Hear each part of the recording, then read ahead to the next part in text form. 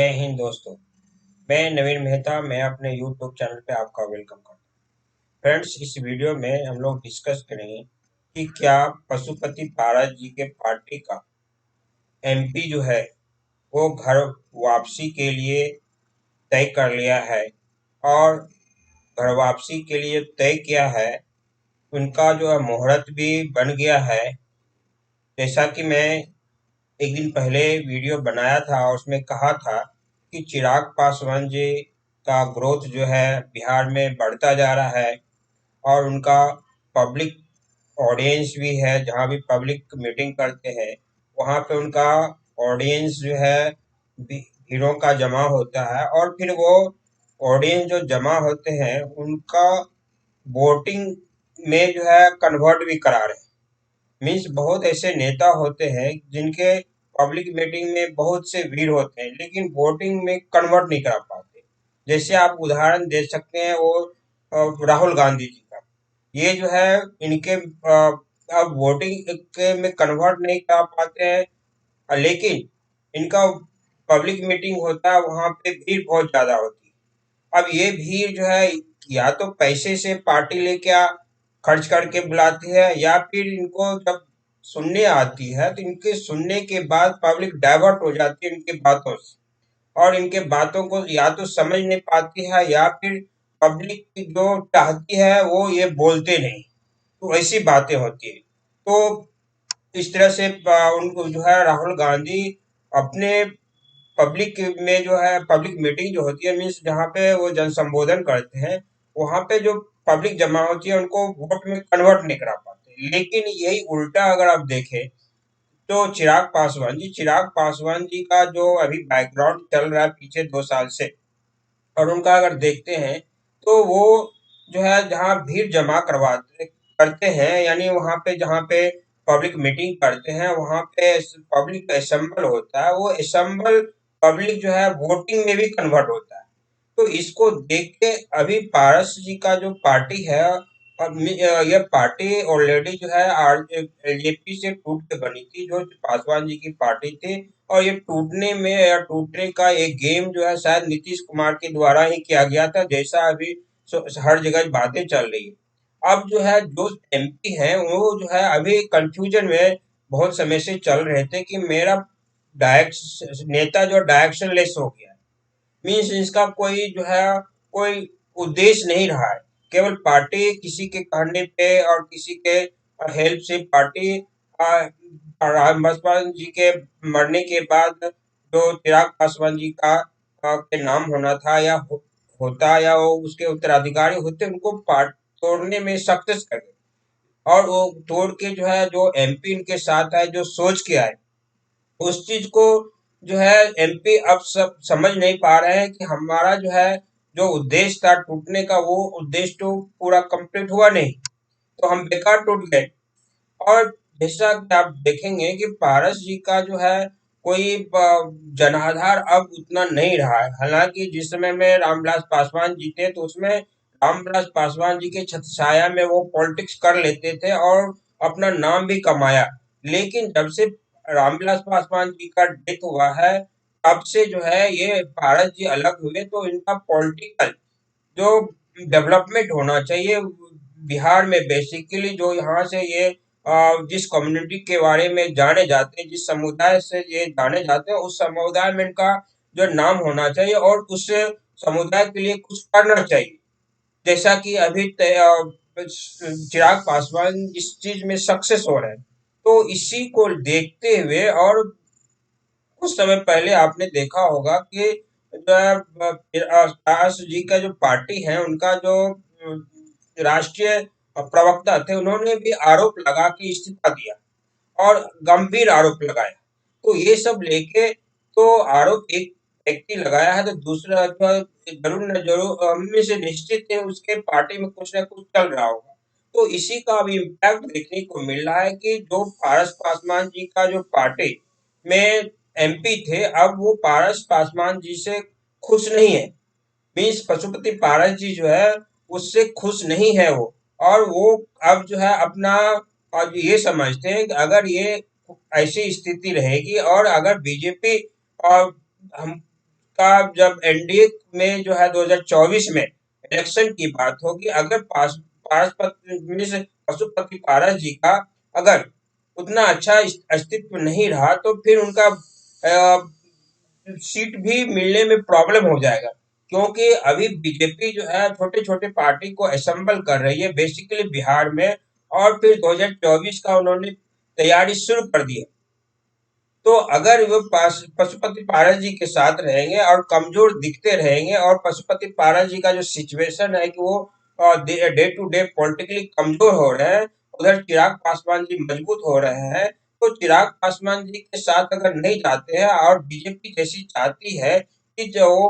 है पशुपति पारस जी का जो पार्टी है वो मर्ज कर जाए, दोनों पार्टी एक हो जाए। अगर बाय चांस अगर एक नहीं होता है, बीजेपी इसमें सक्सेस नहीं होती है, या चाचा भतीजा जो है उसमें कुछ एग्रीमेंट नहीं हो पाता है, एक जगह पे वो लोग नहीं पहुंच पाते हैं, तो फिर जो है इधर चिराग पासवान जी का डेवलपमेंट हो रहा है और पॉलिटिकल रूप से, और पब्लिक भी वो उनको ज्यादा चाह रही है, वही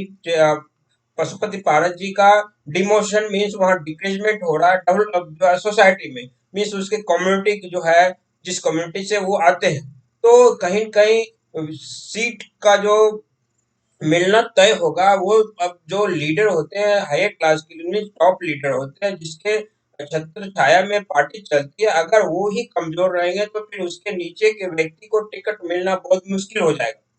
और वही प्रॉब्लम होगा कि अगर दोनों चाचा भतीजा अलग रहते हैं और बीजेपी के साथ अगर दोनों ही रहते हैं, तो बीजेपी जो है ज्यादा कंसीडर करेगी कि चिराग पासवान जी के आदमी को हम एमपी का टिकट दें लोकसभा जो 2024 में होगा, ना कि पशुपति पारस जी के पार्टी के मेंबर को। क्योंकि जैसा कि मैं बताया कि पशुपति पारस जी और चिराग पासवान में अभी बिहार में बहुत ज्यादा अगर अगर कंपेयर करेंगे तो आप देखेंगे कि बहुत एक में दो का पॉइंट आप देंगे, एक को जो है 10 का पॉइंट देंगे, मीन चिराग पासवान आप 10 देंगे तो पशुपति पारस जी को 2 देंगे आप। तो बीजेपी भी वो देखेगी कि अगर जिस नेता का वैल्यू 2 मार्क्स है का है, जिस नेता का वैल्यू अगर 10 मार्क्स है, तो उसके जिसके नेता का 10 मार्क्स है उसको उसकी बात ज्यादा रखा जाएगा। तो इसलिए अभी जो है शायद डिसीजन बना ली है पशुपति पारस जी का एमपी कि अगर पशुपति पारस जी के लिए जो सोच रही है बीजेपी, अगर उसके लिए बीजेपी सोचते हुए अगर और बातों पे नहीं पहुंच पाती है और पशुपति पारस जी तैयार नहीं होते हैं, तो फिर जो है एमपी जो है वो हो सकता है कि शिफ्ट कर ले, और वो शिफ्ट करने का भी शायद इंटरनली मन बना लिया है, और ये मन जो है बना जो लिया है इसके लिए फार्मूला भी शायद और टाइमिंग भी लगभग सेट कर गया है। और ये टाइमिंग कभी भी 14 जो है जनवरी जो तिला संक्रांत होगा उसके बाद उससे खरमास खत्म होता है, तो उसके बाद कभी भी ऐसा देखने को आपको मिल सकता है, और 14 जनवरी से लेके आपको जनवरी तक में, कि ये लोग का कहीं न कहीं एक तरह से या तो पार्टी का मर्ज की बात होगी हो जाएगी, या फिर जो है जो एमपी है वो ज्यादा शिफ्ट कर जाएगी। लेकिन यहाँ पे जो है प्रॉब्लम है कि पार्टी मर्ज करने की में कि पशुपति पारस जी जो है हो सकते हैं नॉर्मल या कुछ अपना जो है बातों को छोड़ सकते हैं मर्ज करने के लिए, लेकिन चिराग पासवान जी का कुछ ना कुछ उनका जो है अहम है, और कुछ ना कुछ उनको हर्ट हुआ है, जो उनके पिताजी के मरने के जस्ट बाद पार्टी टूटा। हालांकि दोनों एक ही घर के व्यक्ति थे, तो जस्ट जो है चिराग पासवान जी के पिताजी जो मरे उसके बाद जो है जस्ट पार्टी नहीं टूटना चाहिए, ये पासवान ये जो है पशुपति पारस जी को ध्यान में रखना चाहिए। तो और फैमिली को भी शायद बदनाम किया गया था, उनकी माँ को भी पशुपति पारस की जी के तरफ से जो है मीडिया में कहा गया था कि वो जब हम घर तक जाते थे इतनी बातें नहीं मानती थी मेरे जो है हर तरह से उन्हें उसको फैमिली का डिस्प्यूट भी वो लेके पब्लिक के सामने आए थे, तो ये सब लेके चिराग पासवान जी को कहीं न कहीं हर्ट हुआ, तो उससे लेके जो है पशुपति पारस जी से थोड़ा सा डिफरेंसेस हो सकता है। लेकिन अब ये देखना है कि बीजेपी कितना सक्सेस हो पाती है, या तो जो दोनों पार्टी को मर्ज करने में सक्सेस हो पाती है, या फिर जो है एमपी जो है पशुपति पारस जी का वो चिराग पासवान की तरफ कन्वर्ट कराने में, या मीन्स कालम बदलने में जो है वो सक्सेस हो पाती है। अगर बीजेपी और चिराग पासवान जी ये सक्सेस कर जाते हैं कि हम जो है पशुपति पारस जी का एमपी को हम अपने पाले में ले सके, तो ये भी बहुत अच्छी चीज है। पशुपति पारस जी के लिए होगा, साथ ही जो है बीजेपी के लिए होगा कि बीजेपी का 2024 का जो मिशन 40 है उसको जीतने में बहुत ज्यादा काम आया, क्योंकि 6 सांसद के लगभग जो है ना, 6 सांसद है एलजेपी के जो पशुपति पारस जी के ग्रुप में है। वो अगर 6 सांसद आ जाते हैं और ये 6 सांसद अगर चिराग पासवान जी के आएंगे तो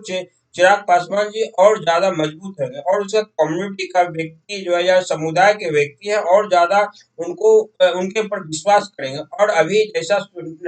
अभी सुनने को मिल रहा है कि चिराग पासवान जी को कैबिनेट में मिनिस्ट्री भी मिल सकता है, और वही मिनिस्ट्री जो है मिलेगा, वही मिनिस्ट्री मिलेगा जो मिनिस्ट्री पशुपति पारस जी के पास है। और ये अगर मिनिस्ट्री भी मिल जाते हैं और साथ में 6 अगर सांसद भी रहते हैं तो चिराग पासवान जी और शक्तिशाली बनेंगे, और साथ पब्लिक के सामने भी बोल्डली खड़ा होकर अपने समुदाय के पास जाके बोल्डली खड़ा होके जो है वो अपना समर्थन मांग सकते हैं, और उस पब्लिक उनको समर्थ भी कर सकती है। और समर्थन करेगी तो ये कहीं ना कहीं अल्टीमेटली बीजेपी को ही फायदा होगा। इसलिए बीजेपी इस चीज में लगी हुई है। अब देखना यही है कि आगे कब तक में इस चीज पे पहुंच पाते हैं, लेकिन बहुत जल्द ही आपको ऐसा देखने को मिल सकता है कि या तो एलजेपी अब इनका जो है पशुपति पारस जी का और चिराग पासवान जी का पार्टी मर्ज कर जाए, या फिर जो है अब पशुपति पारस जी का जो एमपी है वो शिफ्ट कर जाए चिराग पासवान की तरफ से। तो फ्रेंड्स, इस वीडियो में इतना ही। अगर मेरा वीडियो इन्फॉर्मेटिव लगा तो मेरे वीडियो को लाइक कीजिए, शेयर कीजिए, साथ ही मेरे चैनल को सब्सक्राइब कीजिए, जिससे कि आप मेरे चैनल से जुड़ सकें। Thank you. भारत माता की जय।